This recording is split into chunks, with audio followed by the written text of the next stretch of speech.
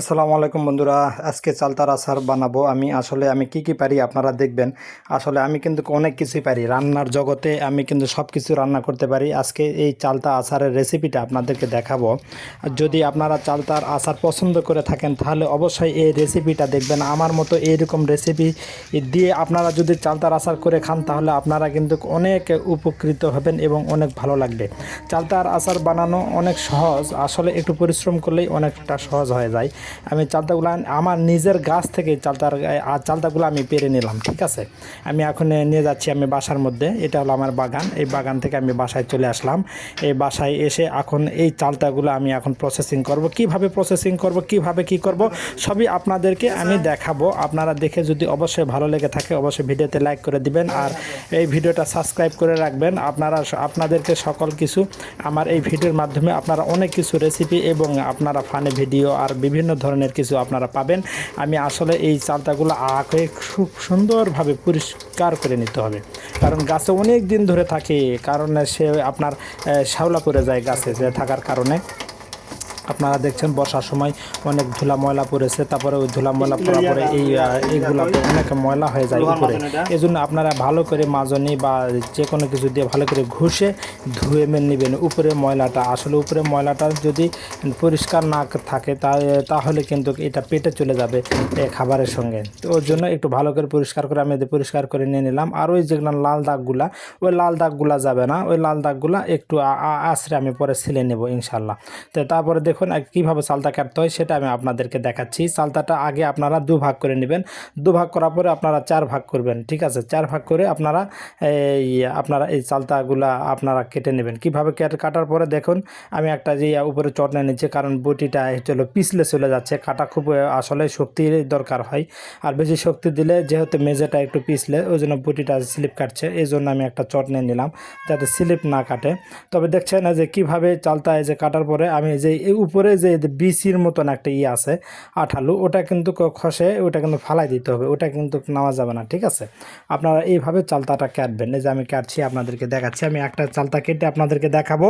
আপনারা এইভাবেই পুরো চালতাটা কেটে নেবেন। আমি কিন্তু কাটা কীভাবে কাটতে হয় যে আপনাদেরকে দেখিয়ে দিলাম। অবশ্যই আপনারা কিন্তু এইভাবে চালতাটা কেটবেন। আপনারা ইচ্ছা করলে আরও চিকন করতে পারেন, যেহেতু আমি এটা লাকড়ির চুলায় রান্না করব। আপনাদেরকে বলে রাখি, যেহেতু আমার এটা গ্রামীণ পরিবেশ, আমার এখানে সব কিছুই আছে, কারেন্টের ইন্ডাকশান, তারপরে হচ্ছে হলো আপনার লাকড়ির চুলা, গ্যাসের চুলা সবই আমার বাসায় আছে। আমি কিন্তু এটা লাকড়ির চুলায় করব, কারণ হচ্ছে হলো প্রচণ্ড জাল দিতে হয়।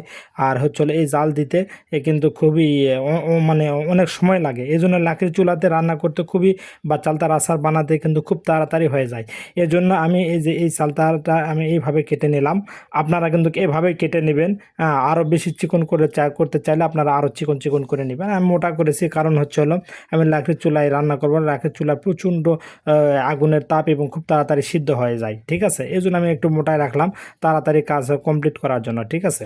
আপনারা আর একটু চিকন করলে আপনাদের ভালো হবে। আর যদি আপনারা এরকম মোটা করেন তাহলে সিদ্ধ করার পরে আপনারা একটা ছেঁচা দিয়ে নেবেন, ঠিক আছে। আপনাদেরকে আগে বলে রাখি, এই যে এইভাবে পরিষ্কার করে আপনারা সুন্দর করে আপনারা এইভাবে চালতায় যে আপনাদেরকে একটা কেটে দেখাচ্ছি, এইভাবে আপনারা কাটা কেটে নেবেন ইনশাল্লাহ। দেখছেন আমি কিন্তু আসলে ছেলে মানুষ হিসাবে কিন্তু আমি কিন্তু অনেক রান্না করতে পারি। আমি ছোটোবেলা থেকে আমি রান্না করতে পারি, আমি সব কিছু, শুধু চালতার আচার না। আপনারা যদি চান, যদি কমেন্টসে বলেন যে কুলের আচার কীভাবে রান্না করা যায়, কীভাবে আমি কী করা যায়, সেগুলোর রেসিপিও আপনাদেরকে দেখাবো। আচার কীভাবে তৈরি করা যায়। আমি কিন্তু চালতার আচার কাটা শেষ, এখন কিন্তু ওয়াশ করার পালা, ঠিক আছে। আমি এখন ধুতো করব। এইগুলাই আরও একটু বেশি করে কচলাইয়া ধুতে হবে, কারণ হচ্ছে এগুলো সব আঠা আঠা হয়ে যায়। চালতাতে কিন্তু প্রচুর পরিমাণ আঠা, আর এই আঠাতেও কিন্তু অনেক পুষ্টি থাকে, কিন্তু কি আঠা দিলে কষ্টা ভাব আসবে বা কষ ভাব আসবে। ওই জন্য এই আঠাটা সরানোর জন্য ভালো করে এই চালতাটা আবার সুন্দর করে কয়েকবার ধুয়ে নেব, 2-3 বার আমি ধুয়ে নেব, সর্বনিম্ন আমি 3 বার ধোবো, ঠিক আছে। আমি যেহেতু পরিষ্কার পরিচ্ছন্নতা একটু করলে ভালো হয়, এই জন্য ভালো করে পরিষ্কার করে খেতে হবে। আমি কিন্তু একবার ধুলাম, দেখলেন এটাতে 2 বার।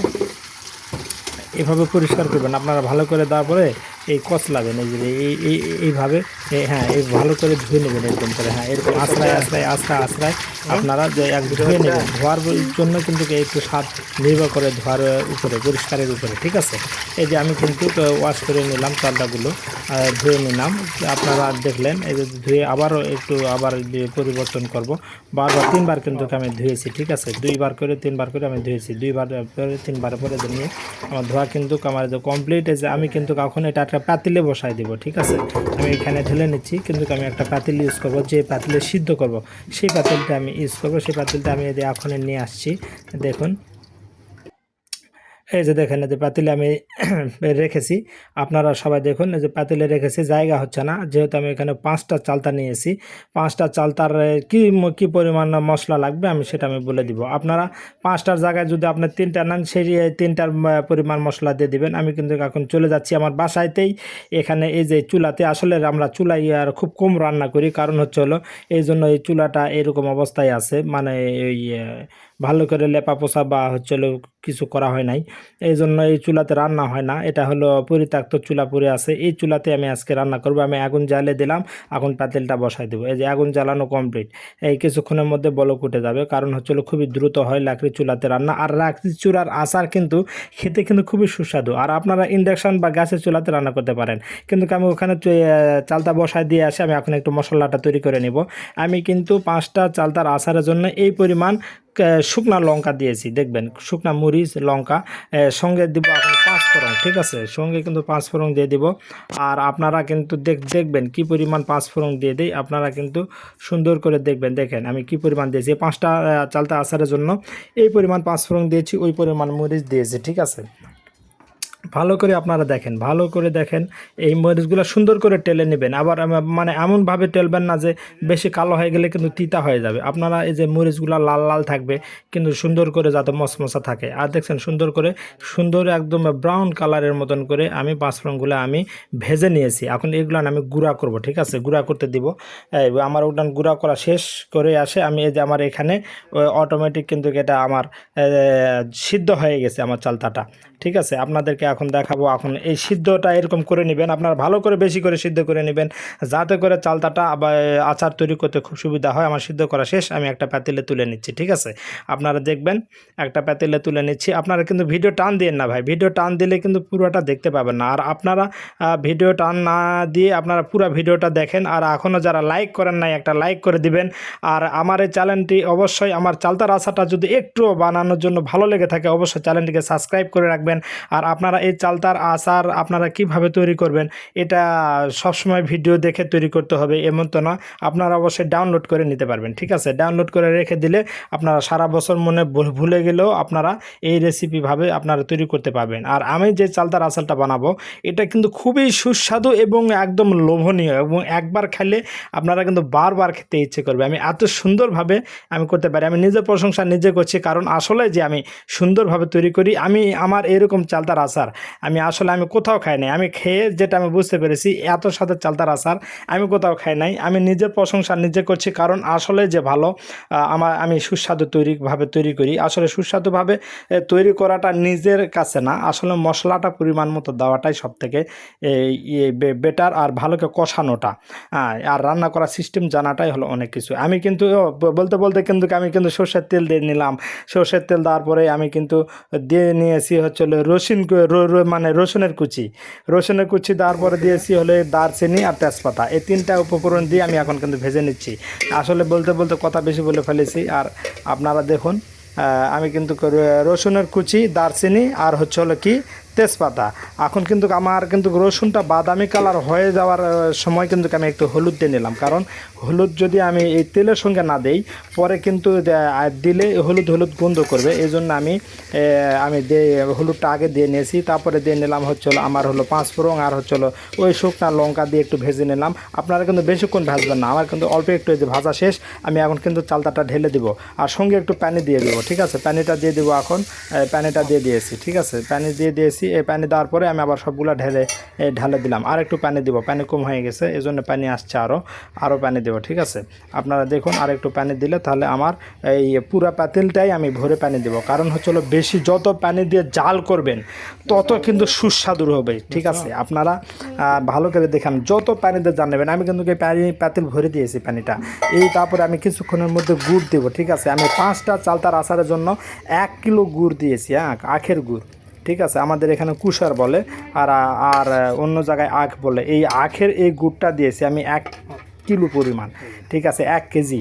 তারপরে দিয়ে নিলাম বিট লবণ। এই বিট লবণটা আমার হলো আগে থেকে আমার বাসায় তৈরি করা ছিল।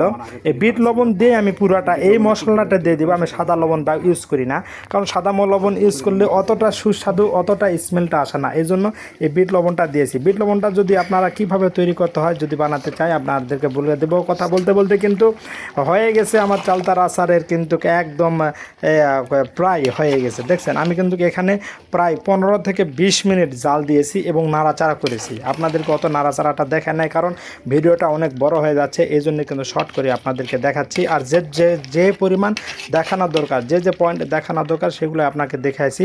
এই যে দেখুন হয়ে গেছে কিন্তু প্রায় 15 থেকে 20 মিনিট 30 মিনিট পর্যন্ত আমি কিন্তু লাকড়ির চুলায় জাল দিয়েছি। কারণ হচ্ছে হলো প্রচুর পরিমাণে পানি দিলে হবে। দেখুন হয়ে গেছে কিন্তু আমি কিন্তু একটু থালাতে নিয়ে আপনাদেরকে একটা প্লেটে নিয়ে আপনাদেরকে পরিবেশন করে দেখাচ্ছি। দেখুন কেমন লাগে, অবশ্যই আপনাদেরকে দেখানোর চেষ্টা করছি। আর এই ভিডিওটা যদি আপনাদের ভালো লেগে থাকে অবশ্যই এই চ্যানেলটিকে আপনারা সাবস্ক্রাইব করে একটু পাশে থাকবেন, আর সাবস্ক্রাইব করে বেল বাটনটা অন করে দিবেন।